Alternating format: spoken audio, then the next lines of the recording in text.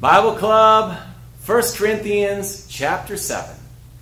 Now for matters you wrote about, it is good for a man not to have sexual relations with a woman. But since sexual immorality is occurring, each man should have sexual relations with his own wife, and each woman with her own husband. The husband should fulfill his marital duty to his wife, and likewise the wife to her husband.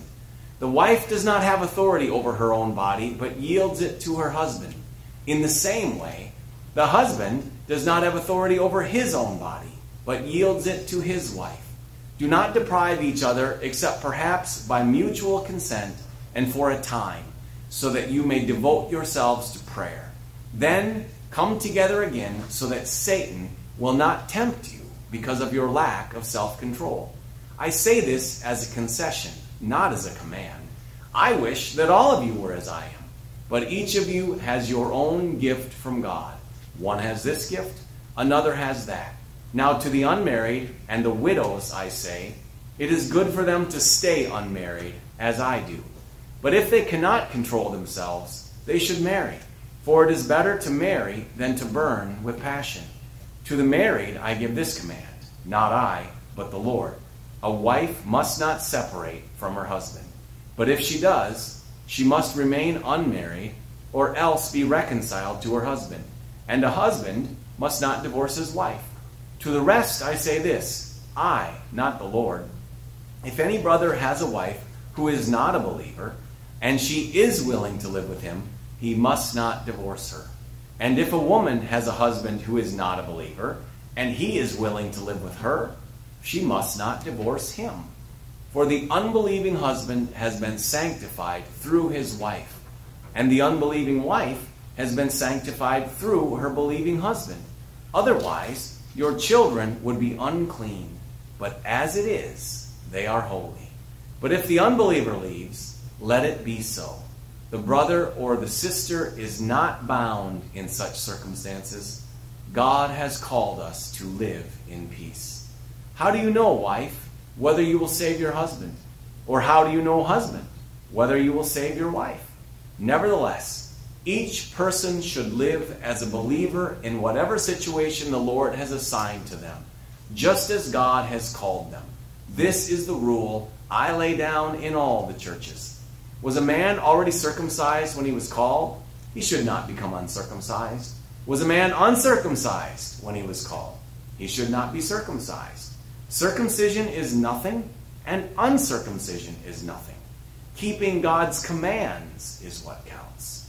Each person should remain in the situation they were in when God called them. Were you a slave when you were called? Don't let it trouble you. Although if you can gain your freedom, do so. For the one who was a slave when called to faith in the Lord is the Lord's freed person. Similarly, the one who was free when called is Christ's slave. You were bought at a price. Do not become slaves of human beings. Brothers and sisters, each person, as responsible to God, should remain in the situation they were in when God called them. Now about virgins. I have no command from the Lord, but I give a judgment as one who by the Lord's mercy is trustworthy. Because of the present crisis, I think that it is good for a man to remain as he is. Are you pledged to a woman? Do not seek to be released. Are you free from such a commitment? Do not look for a wife. But if you do marry, you have not sinned. And if a virgin marries, she has not sinned. But those who marry will face troubles in this life, and I want to spare you this. What I mean, brothers and sisters, is that the time is short. From now on, those who have wives should live as if they do not. Those who mourn, as if they did not. Those who are happy, as if they were not. Those who buy something, as if it were not theirs to keep. Those who use the things of the world, as if not engrossed in them. For this world, in its present form, is passing away. I would like you to be free from concern. An unmarried man is concerned about the Lord's affairs, how he can please the Lord. But a married man is concerned about the affairs of this world, how he can please his wife, and his interests are divided.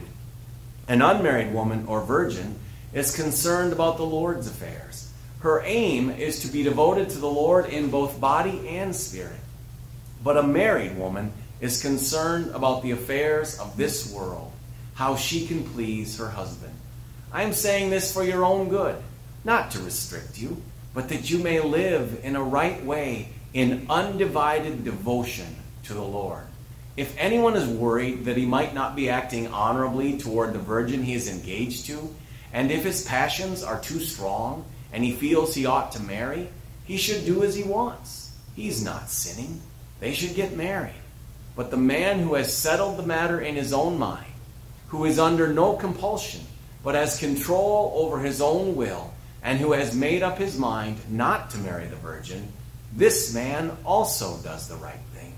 So then, he who marries the virgin does right, but he who does not marry her does better. A woman is bound to her husband as long as he lives, but if her husband dies, she is free to marry anyone she wishes, but he must belong to the Lord. In my judgment, she is happier if she stays as she is, and I think I too have the Spirit of God. That's Bible Club for today. Join us tomorrow for food sacrificed to idols.